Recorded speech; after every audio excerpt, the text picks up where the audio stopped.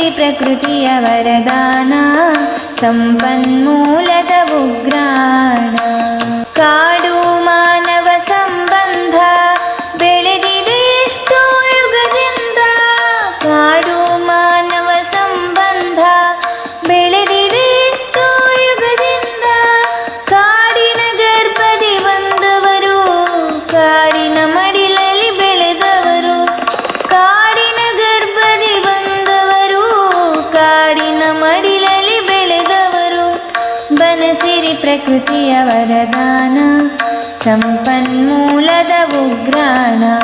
ಬನಸಿರಿ ಪ್ರಕೃತಿಯ ವರದಾನ, ಸಂಪನ್ಮೂಲದ ಉಗ್ರಾಣ. ಏನೇನು ಮಾಡಬೇಕು ಅಂತ ಹೇಳಿ? ಏನಿಲ್ಲ, ಅದೇ ಖಾಲಿ ಬಾಟ್ಲಲ್ಲಿ ಈ ಥರ ಚಿಕ್ಕದು ಈ ಹಾಲಿನ ಕವರ್ ಇರುತ್ತೆ, ಎಣ್ಣೆ ಕವರ್ ಇರುತ್ತಲ್ಲ, ಅದು ಕೆಳಗಡೆ ಬಿದ್ದರೆ ಅದನ್ನು ನಾವು ಆರಿಸೋಕ್ಕಾಗೋದಿಲ್ಲ.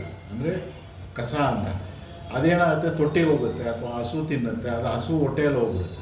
ಅದಕ್ಕೆ ಚಿಕ್ಕ ಚಿಕ್ಕ ಪ್ಯಾಕ್ ಇದು ಪೀಸ್ ಇದ್ರೂ ಇದ್ರೊಳಗೆ ಹಾಕೋಬೇಕು. ಅದು ಕಟ್ ಮಾಡಿದ್ದೇ ತಪ್ಪು. ಕರೆಕ್ಟಾಗಿ ಕಟ್ ಮಾಡಿದ್ರೆ ಅದು ಪ್ಲಾಸ್ಟಿಕ್ ಕವರು ಪೂರ್ತಿ ಹಂಗೆ ಇರುತ್ತೆ.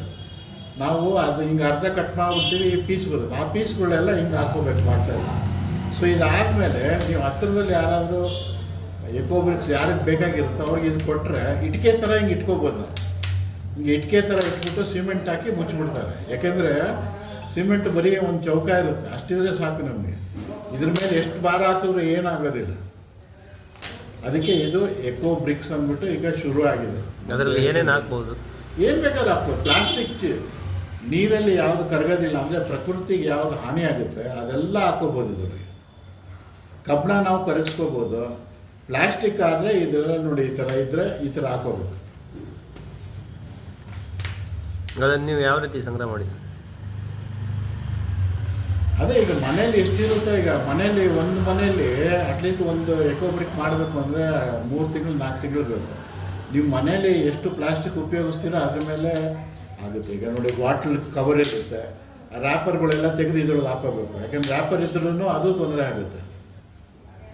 ಆಮೇಲೆ ಇದರೊಳಗೆ ಬೇಕಾದಷ್ಟು ಥರ ಇರುತ್ತೆ. ಯಾಕೆಂದರೆ ಒಂದು ಪ್ಲಾಸ್ಟಿಕ್ ಇರ್ಬೋದು, ಇನ್ನೊಂದು ಪಾಲಿಯೂರಿಥೇನ್ ಇರುತ್ತೆ, ಆ ಥರ ಬೇರೆ ಸುಮಾರು ಇರುತ್ತೆ. ಸೊ ಅದನ್ನೆಲ್ಲ ಒಟ್ಟಿಗೆ ಇದು ಮಾಡಬೇಕು ಅಂದರೆ ಇದು ಈ ಥರ ಮಾಡಿದ್ರೆ ಪರ್ಯಾವರಣಕ್ಕೆ ತೊಂದರೆ ಆಗೋದಿಲ್ಲ. ನಾಳೆ ಮುಂದೆ ಬರೋ ಪೀಳಿಗೆಗೆ ಈ ಥರ ಕೆಲಸಗಳು ಮಾಡೋ ಅವಶ್ಯಕತೆ ಇರೋದಿಲ್ಲ. ಆಮೇಲೆ ಅದಕ್ಕೆ ಲಕ್ಷಾಂತರ ರೂಪಾಯಿ ಖರ್ಚು ಮಾಡಬೇಕು. ಅದಕ್ಕೆ ಬದಲು ಈಗಲೇ ಹಿಂಗೆ ಮಾಡಿಬಿಟ್ರೆ 1 ನಿಮಿಷದ ಕೆಲಸ ಇದು. ಹಿಂಗೆ ಹಾಕ್ಬಿಟ್ಟು ಕವರಲ್ಲಿ ಹಾಕ್ಬಿಟ್ಟು ತುಂಬಿದ ಮೇಲೆ ಅದೇ ಕ್ಯಾಪ್ ಹಾಕ್ಬಿಟ್ರೆ ಆಗಬೇಕು. ಇದು ಯಾರಿಗೆ ಬೇಕಾದರೆ ಅವ್ರಿಗೆ ಯಾರು ಕಟ್ಟಡ ಕಟ್ತಾರಲ್ಲ ಅವ್ರು ಕೊಟ್ಟರೆ ಆಯಿತು. ಇಲ್ಲಾಂದರೆ ಸಮಾಜಕ್ಕೆ ಸೇವೆ ಯಾರು ಮಾಡ್ತಾ ಇರ್ತಾರೆ NGOಗಳು ಅವರು ಕೇಳ್ತಾರೆ, ಎಕೋಬ್ರಿಕ್ಸ್ ಇದ್ದರೆ ಈಗ 1000 ಇದೆ ಅಂತ ಹೇಳಿದ್ರೆ ಏನೋ ಒಂದು ಕಟ್ಟಡ ಮಾಡ್ಬೋದು, ಒಂದು ಚೇರ್ ಮಾಡ್ಬೋದು, ಒಂದು ಟೇಬಲ್ ಮಾಡ್ಬೋದು. ಪಾರ್ಕ್ಗಳಲ್ಲಿ, ಬಸ್ ಸ್ಟ್ಯಾಂಡ್ಗಳಲ್ಲಿ, ರೈಲ್ವೆ ಸ್ಟೇಷನ್ಗಳಲ್ಲಿ ಇದು ಯೂಸ್ ಮಾಡ್ಬೋದು. ಇದು ಇಟ್ಬಿಟ್ಟು ಇದ್ರ ಮೇಲೆ ಸಿಮೆಂಟ್ ಹಾಕ್ಬಿಟ್ರೆ ಆಗೋದು. ಇಟ್ಟಿಗೆ ಥರನೇ ಇದು. 1 ಲೀಟ್ರ್ ಬಾಟ್ಲ್ ಆದ್ರೆ ಹೋಗ್ಬೋದು, 2 ಲೀಟ್ರ್ ಆದ್ರೆ ಆಗ್ಬೋದು, ಯಾವ ಕಂಟೈನರ್ ಆದರೂ ಪರವಾಗಿಲ್ಲ. ಯಾಕೆಂದರೆ ಇದು ಜಾಸ್ತಿ ಇರುತ್ತೆ ಪೆಟ್ ಬಾಟಲ್ಸು 1 ಲೀಟ್ರದ್ದು. ಸೊ ಅದಕ್ಕೆ 1 ಲೀಟ್ರದೇ ಮಾಡಿದ್ರೆ ಒಂದು ಸೈಜು ಸರಿಯಾಗಿರುತ್ತೆ ಅಂತ. ದಯವಿಟ್ಟು ಎಲ್ಲರೂ ಮಾಡಿ. ಧನ್ಯವಾದ. ये सब मालूम ही नहीं होता।